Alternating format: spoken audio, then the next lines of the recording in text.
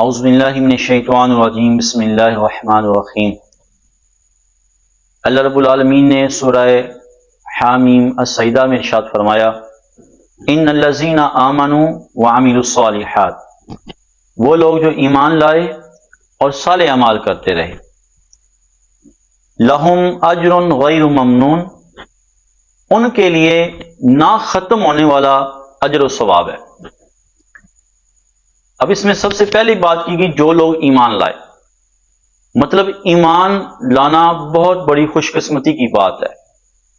جس کو ایمان کی دولت نصیب ہوئی بہت بڑا خوش قسمت ہے، جو ایمان لے آیا۔ اور اس کے بعد فرمایا وعامل الصالحات، اور صالح اعمال کرتا رہا، نیک اعمال کرتا رہا۔ گویا اللہ کی طرف سے ایمان مل جانا، ایمان نصیب ہونا، یہ بڑی خوش قسمتی کی بات ہے۔ اور پھر جس کو صالح اعمال کی توفیق مل جائے، یہ اس سے بڑی خوش قسمتی کی بات ہے کہ ایمان کی دولت بھی ملی اور صالح اعمال کی توفیق بھی اللہ رب العالمین نے عطا فرمائی۔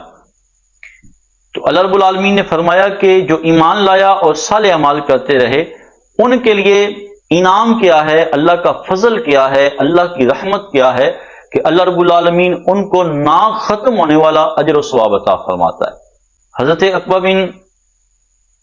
عامر رضی اللہ عنہ بیان فرماتے ہیں کہ حضور صلی اللہ علیہ وسلم نے ارشاد فرمایا کہ جس شخص کے جسم میں کوئی بیماری ہو جائے اور وہ پھر عبادت نہ کر پائے، تو اللہ رب العالمین اس پہ ایک فرشتہ مامور فرماتا ہے اور اس فرشتے کو حکم دیتا ہے کہ جس طرح یہ صحت کے عالم میں عبادت کرتا تھا، نیک اعمال کرتا تھا، صالح اعمال کرتا تھا، تو جب تک یہ صحت یاب نہیں ہو جاتا یا اس کو میں اپنے پاس بلا نہیں لیتا، تب تک اس کے نامہ اعمال میں اجر و ثواب لکھتے رہو۔ اس سے یہ مراد ہے کہ بندہ جب صحت میں ہوتا ہے، تندرستی میں ہوتا ہے، تب تو اللہ کو یاد نہیں کرتا، تب وہ غفلت میں زندگی بسر کر رہا ہوتا ہے، تب وہ لاپرواہ ہوتا ہے، اسی کسی چیز کی پرواہ نہیں ہوتی۔ لیکن جس کو اللہ نے ایمان کی دولت بھی دی اور صالح اعمال کی توفیق بھی دی، اور ایک وقت ایسا آیا کہ وہ بیمار پڑ گیا یا وہ سفر پہ تھا یا وہ بوڑھا ہو گیا، اب اس طرح عبادت کر نہیں سکتا، تو اللہ رب العالمین اس کے لیے فرشتہ مامور فرما دیتا ہے کہ جس طرح اس نے جوانی میں میری عبادت کی ہے، تندرستی کے عالم میں میری عبادت کی ہے، اب اگرچہ یہ اس طرح عبادت نہیں کر سکتا، یہ بیمار پڑ گیا، میری تقدیر اس پہ غالب آ گئی، لیکن اس کے نامہ اعمال میں اسی طرح اجر و ثواب لکھا جاتا رہے،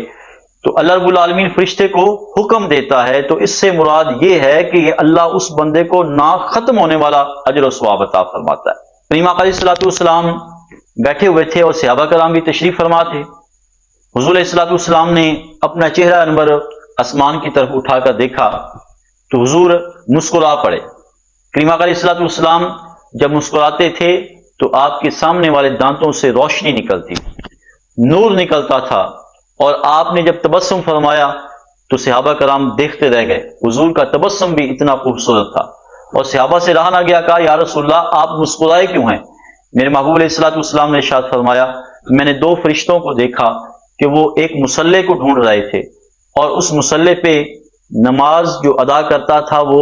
نہ ملا، اور فرشتے اللہ کی بارگاہ میں واپس پلٹ گئے، اور واپس پلٹ کر اللہ کی بارگاہ میں کہا کہ یا اللہ، ہم تیرے بندے کو ڈھونڈنے گئے تھے جو تیری عبادت کرتا تھا، تجھے یاد کرتا تھا، آج ہم نے مصلی کو خالی پایا، تیری تقدیر غالب آ گئی، وہ بیمار پڑ گیا۔ تو اللہ رب العالمین نے ان فرشتوں کو حکم دیا کہ جس طرح وہ صحت کے عالم میں میری عبادت کرتا تھا اور صالح اعمال کرتا تھا،